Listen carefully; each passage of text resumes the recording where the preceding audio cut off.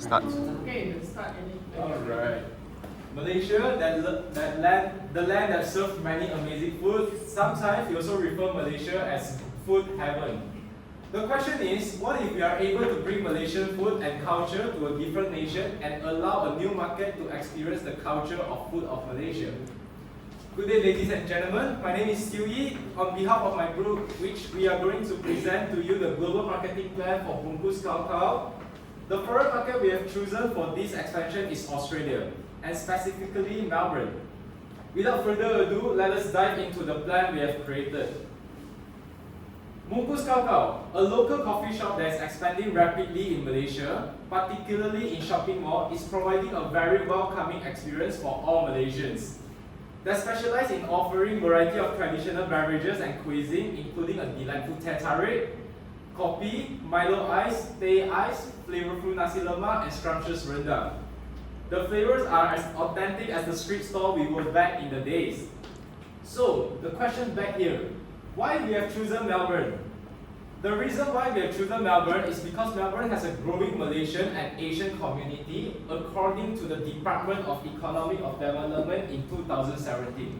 Therefore, there's a demand for authentic Malaysian flavors and comfort food that Bungkus Kau aims to fulfill. Melbourne's diverse population, including a significant Malaysian and Asian demographic, presents a favorable market opportunity for Bungkus Kau to introduce its traditional Malaysian offerings.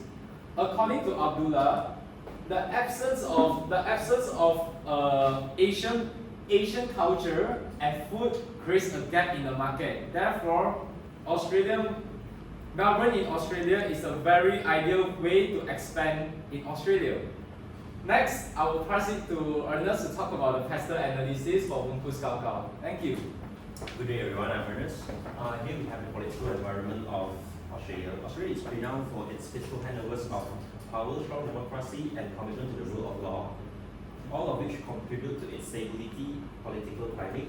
Because of their stability, political risks like expropriation and abroad policy changes are reduced, and foreign investors are given confidence in the long-term security of their investment. According to a report by the World Bank Group, Australia has got a significant high value of aid for political stability and absence of violence and terrorism, which is 30 scores higher than Malaysia, giving concrete evidence to the stable political environment of Australia.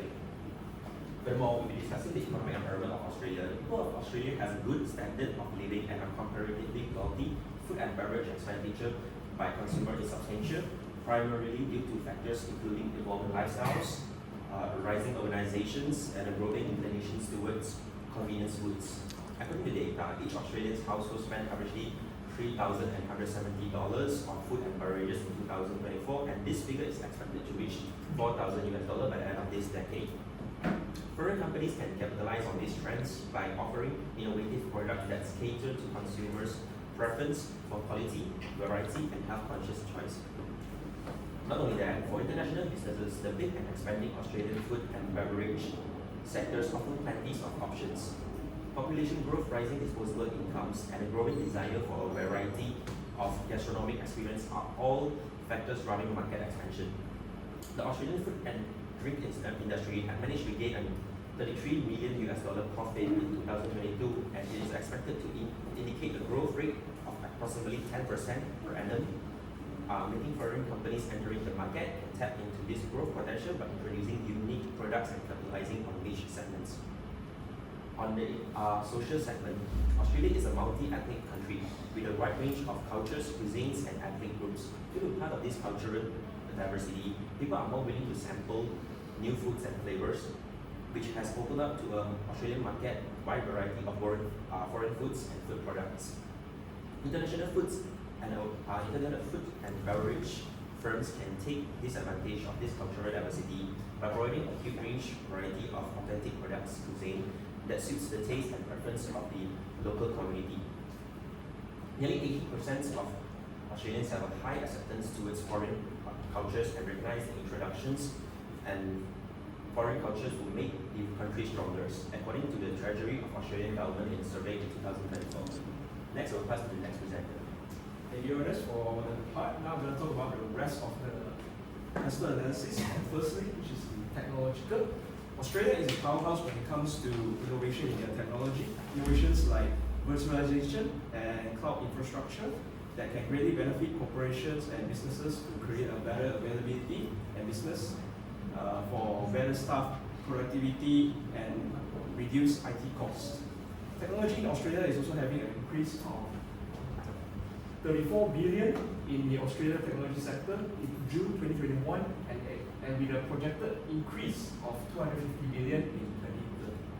Next, for legal factors, Australia Senate recently passed a law that is called Right to Disconnect, which is a law of the Employees Act, so that employees don't have to interfere with work-related activities like calls, texts, and even emails. And the reason for this is for the Employees Act, so that employees who work at Australia, especially like Melbourne, will be encouraged to have a better work-life balance, which the government say is the same of the government. If an employee is not paid for 24-hour salary, then the employer should not be available for work for 24 hours. Next, for environment factors, Australia has a beautiful environment packed with beautiful flora and fauna, beautiful landscapes, and diverse ecosystem. But climate change causing Australia to be a fragile environment, which the main catastrophe of Australia in recent times is the forest fire, and this is the cause of climate change. This created a decision from the government to fight climate change, which is the task of eliminating emissions by 43% in 2030 and keeping net zero emissions by 2050. Meanwhile, Australia agriculture industry innovations is getting support from the government with a tax reduction as a way of Australia to fight carbon emissions. And this is all for my part, and now I will pass it to the next presenter. To the next one.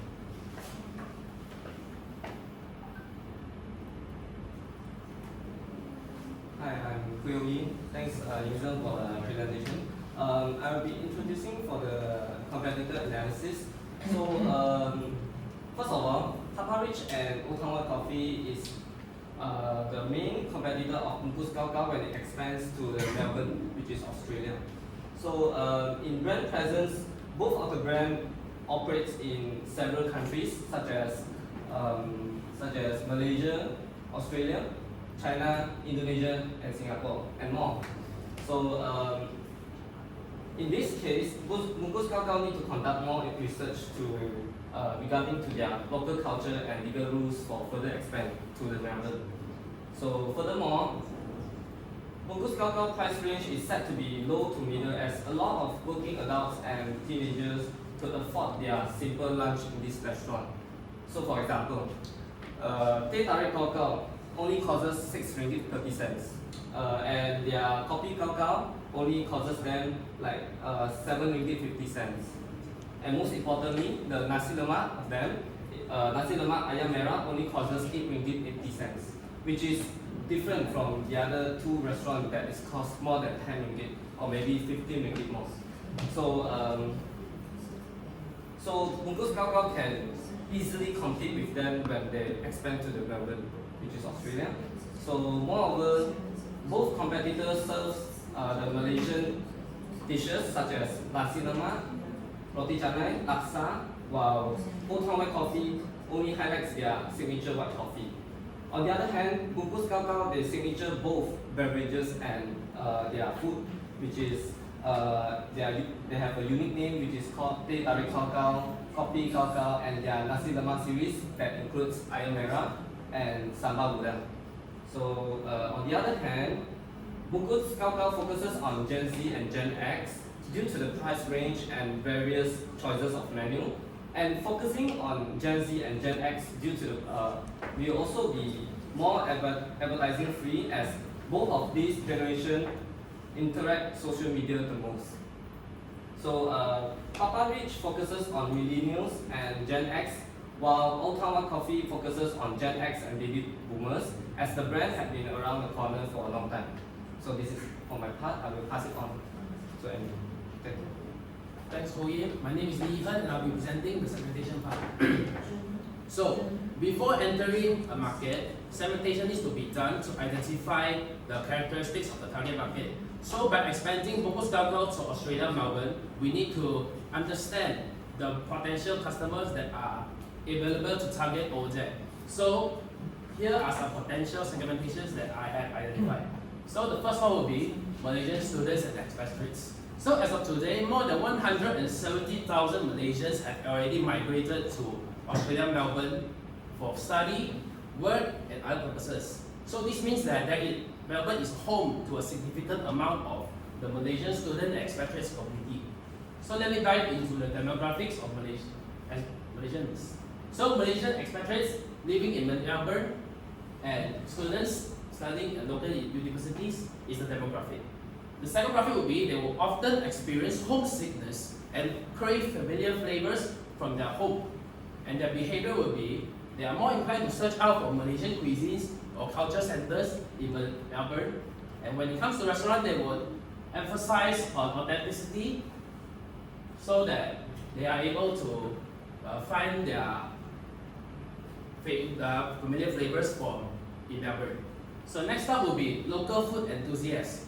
What is local food enthusiast is also known as foodies. So Melbourne is well known for its vibrant diverse dining scene, with many restaurants serving dishes from all around the globe because of the diverse population in Melbourne. Because as all of you know, Melbourne doesn't only have Malaysians. They have Indians, they have many different kinds of races living there. So the demographic will be locals who are curious about global cuisines and exploring new dining experiences. And the psychographic will be they are adventurous when it comes to food, and they will value their chance to try out new delicacies from all around the globe. And their behavior will be they will actively seek out diverse dining options, and they are willing to experience unfamiliar dishes and beverages, particularly those with interesting stories and cultural significance. This makes Malaysian cuisine a significant business for Bungkus Kau, as Malaysian cuisine has international recognition in the global food market. Next, I'll be talking about the tourists and travelers. So according to Tourism Australia 2022, there were 7.2 million arrivals for the year ending December 2023.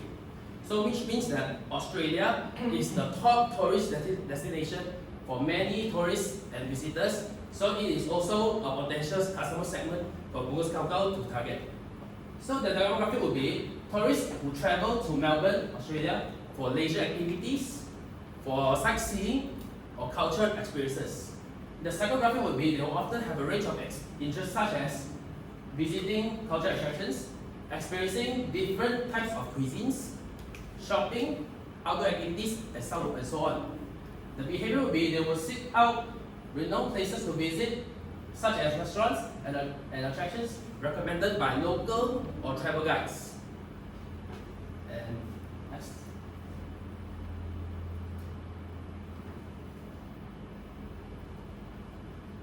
So, next up, I'll be talking about the targeting.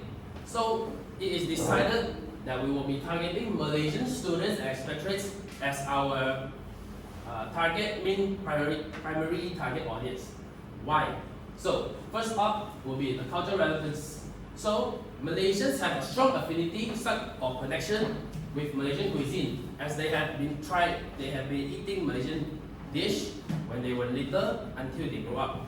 So it represents a taste of home to them, and they can also crave familiar flavors and dishes from native country when they are overseas. So this makes Malaysian a highly receptive market for Bungkus Kau, as there is an existing demand for Malaysian cuisine among Malaysians, students and expatriates living in Melbourne. And next up, I'll be talking about the market growth potential if Bungkus Kau expand to Melbourne, Australia. So, the number of Malaysian students studying abroad continues to rise. Over 100,000 Malaysians have enrolled in Australian universities because they want to pursue quality education. So this indicates a growing market for Malaysian cuisine in locations with significant student population, such as Melbourne. So this is why we target Malaysian students and expatriates in Australia, Melbourne. So that is all for my part. I'll pass it to Xiu Yi to continue the presentation. Thank you very much. Thank you, Yi Hern. Next, I will talk about the positioning of Bungkus Kakao in Melbourne, Australia. There are 4 positioning that we are planned for this plan. The first position is cultural and authenticity, where Bungkus Kakao position itself as authentic Malaysian comfort beverages and cuisine, aiming to recreate the experience of visiting a traditional mamak, kopitiam, or warung in Malaysia. The brand emphasizes the use of original recipes, traditional preparation methods, and high-quality ingredients to ensure an authentic taste for Malaysian and Asian communities in Melbourne. By staying true to its Malaysian roots, Bungkus Kakao differentiates itself from other coffee shops and eateries in Melbourne, offering a genuine cultural experience that resonates with its target audience. Next positioning is nostalgia and emotional connection.